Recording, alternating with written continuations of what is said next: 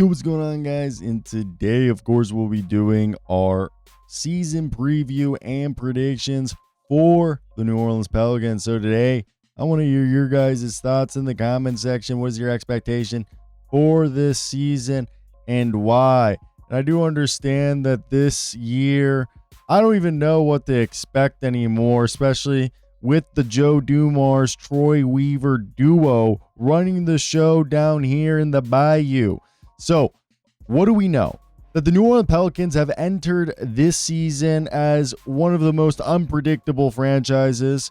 Their roster has some blue chip prospects on paper. I think the biggest thing is the team is clouded by this uncertainty surrounding the health of Zion Williamson and a lot of the players, because this team seems like they're perpetually always unhealthy. And they had the front office completely overhauled, had the roster retooled. And the success of the season will depend almost entirely on Zion Williamson's ability to stay on the court. If he can't, the Pelicans may have no choice but to consider a more drastic franchise reset. And the Pelicans are a difficult team to get a handle on. On one hand, if you look at the situation, they have a solid core on paper. Zion Williamson, defensive standout. Herb Jones, two-way player. Trey Murphy, great young center in Yves Messi. They also have Jordan Poole and Kevon Looney, who bring new dimensions, experience, and a championship pedigree to this team. However, the optimism, I don't know why I struggled right there, the optimism for this team is tempered by the reality of a dismissal. 21-win season. I'm trying to go big word here, and it's butchering. So the front office, led by Joe Dumars and Troy Weaver, who Troy Weaver, we all remember what he did in Detroit, are trying to set this team for sale. Like legit, like sale, like as a boat. And it's weird because they're kind of gambling on Zion Williamson being available. And they traded away an unprotected pick in next year's draft when this team looks like at best they're going to be a play-in team. And it's almost as if they want to be forced, like they're hand forced, to make the difficult decision about the franchise's direction and if that involves Zion Williamson. So let's discuss some of the things that happened. I think Herb Jones being locked down to a 3-year, $67.5 million extension was huge. This move was a no-brainer, as Jones has developed into one of the league's best point of attack and perimeter defenders and is a glue guy for this team. Now, Kevon Looney, 2-year, $16 million deal, brings in a veteran center who has championship pedigree, has the playoff experience and the defensive tenacity that you want. He's going to be kind of like the stabilizer in the front court, especially with Messi and Derek Queen basically still like going through their own growing pains that they need to figure out. And I think the biggest thing that they did was bring in Mr. Jordan Poole. They got him kind of in a salary dumping move. So I wouldn't say it's like a high risk, but it could be a rewarding move as the Pelicans are banking on the change of scenery, plus Looney, a former teammate, and giving Poole more of a defined role will allow him to continue to progress. Like if you hadn't been following him in Washington, he's actually become a better passer and somewhat more efficient. I mean, there's some terrible moments.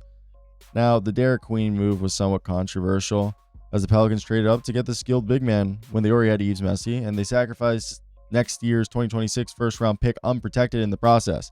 I did like Micah Peavy. He's a high-energy defender who's 6'8" and can rebound well for his size, can play the 2 or the 3. So I think personally right there, they got themselves a solid move.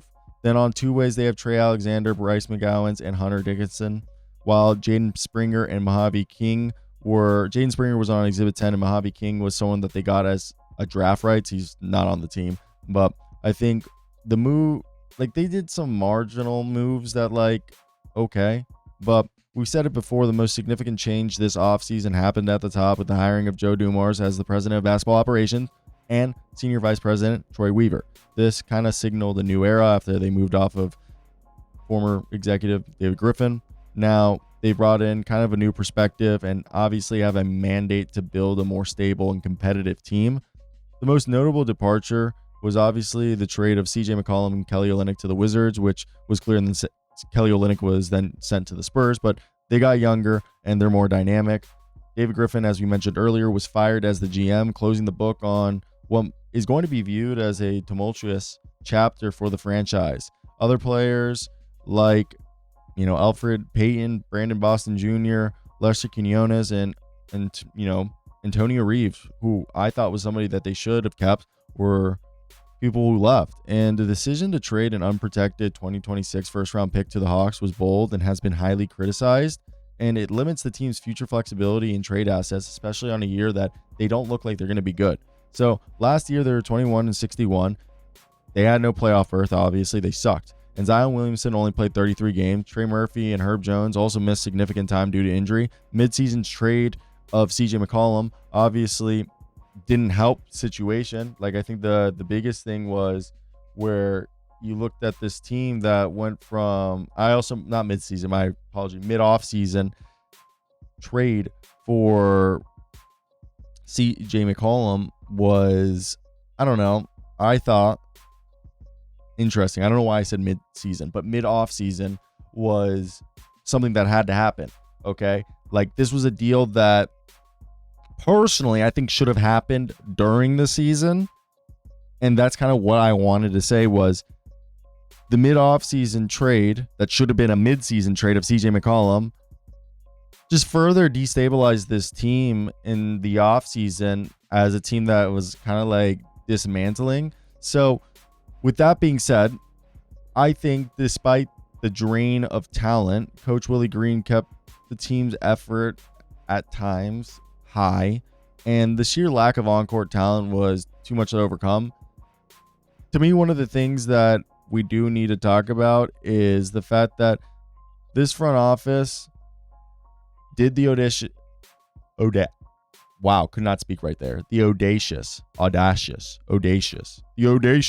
move to trade for Derek Queen. And is it going to pan out for them? We don't know. I mean, on paper, you'd say it's a risky one. They got themselves Jeremiah Fears, who I like, but doing this move is betting on upside, especially if you keep Zion. And if you don't, you have some upside guys. Like, the trades for Jordan Poole, Saddiq Bey, and bringing in Kevon Looney were all aimed at providing a more reliable, veteran-filled supporting cast.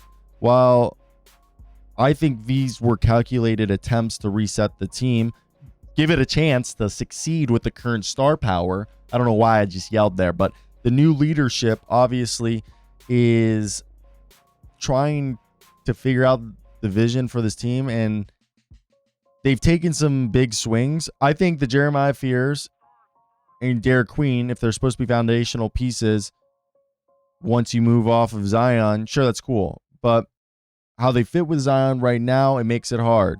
So DeJounte Murray's recovering from that popped Achilles. Probably not going to play. Maybe he does. But Jordan Poole, Trey Murphy, Herb Jones, Zion Williamson, probably Kevon Looney to start, then Yves Messi by the end of the year. Or they just give Yves Messi the starting job again. I think Jeremiah Fears, Jose Alvarado will be duking it to try to get that backup minutes behind Poole. Maybe they even push Poole. Derek Queen's coming back from surgery. Carlo Matakovic is somebody you should keep an eye out for. They did bring in Jalen McDaniels, who's just a depth piece for them. And it's a blend of some, ISO scoring, decent defense, some playmakers. I think everything hinges on health, but they did bring in enough veterans to fill out the roster, and I think they have a youthful energy with the amount of young guys that they have. All right, so I think this team, one of the things I do really like personally, I think they have a lot of versatile wings, especially if Saddiq Bey comes through. Just a collection of athletic, long-armed wings who are willing three-point shooters. Again, Looney, and if you want to count Poole, are two championship pedigree guys. I think Jordan Poole, Jeremiah Fears, Jose Alvarado, just a bunch of young guards, especially with DeJounte Murray being out. And if the team's healthy, the Pelicans have the length and the athleticism to switch on defense and disrupt opponents' rhythm. And I think that's going to be huge. Obviously, we've talked about this video, the durability concerns for the team, but mainly on Zion is going to be a big one. Besides Jordan Hawkins and a couple other guys in Trey Murphy and kind of Herb Jones, there aren't that many consistent elite marksmen or really just quality shooters who are going to be near 40%. So will they have enough shooting? If Fears and Queen play a lot, will they be able to contribute? And the other young guys like, Matakovic and Jordan Hawkins. I think the other thing you need to understand is despite a new regime, Willie Green remains the coach. And he was somebody that was kind of had his job saved by the owner. And first off, I think we need to give him his snaps. He's someone who has an ability to connect with players, get them to compete. And even during a lost season, he's a guy who's developed players, maintains effort levels, and the pressure is on. Like, he's on the hot seat. He was a guy that last year was almost fired, and his job was saved by the owner because the owner's friends with his wife and didn't want to have his girlfriend's husband fired midseason, as David Griffin wanted James Borrego to be the coach. This is a team that's basically above the luxury tax line, so they'll probably cut some salary at some point during the season or before, but they're below the first apron, and they have three big contracts in DeJounte Murray, making $30 million, $36 million in Zion Williamson, and $29 million in Jordan Poole. Then obviously the extension for Herb Jones and Trey Murphy are going to eat up the cap space. But this year we're looking at Jeremiah Fears, Derek Queen, Michael Peavy, and the two-way guy that you guys need to look at is Trey Alexander, who's a shooter. He's a combo guard. He's a guy that I think could eventually, make the roster. We're going to see if Jordan Poole is going to be able to. I think this is kind of like a pivotal year, a career-defining season, as he's in a new season or a new system.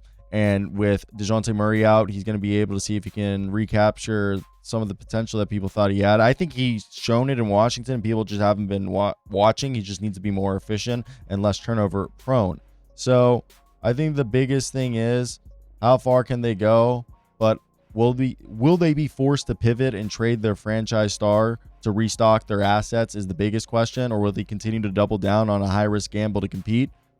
And that's basically what we've seen. Are they going to continue to try to keep Zion and push essentially all their chips to the middle of the table and force a win now approach? Or if Zion's injuries persist, I think they need to have a pragmatic approach and change the direction. So I think the young guys and the rookies like Derek Queen and Jeremiah Fears, Jordan Hawkins, Yves Messi are guys that you want to see if their development continues and if there'll be indicators to whether those guys are a part of the long-term plan or not. Veteran trade candidates, will Jordan Poole, Saddiq Bey, Kevon Looney, anybody else become traded, or even Zion Williamson? Can Willie Green survive under the new regime of Joe Dumars and Troy Weaver, as they've had a history of replacing coaches they've inherited? And Zion's future is the biggest thing. I think best case scenario, they're pushing for a play-in spot, so like 40 wins, I think, by 500. And that's if Zion plays 65 games and Jordan Poole thrives in his new role. Worst case, they're a lottery team. They lose less than 20 games, and it's bad.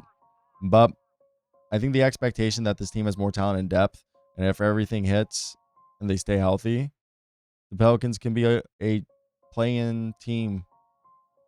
But they could also be a lottery-bound team. They have a lot of proof, and we'll find out if they have what it takes. So let me know your thoughts. Sorry for rambling at the beginning. I felt like we did better at the end.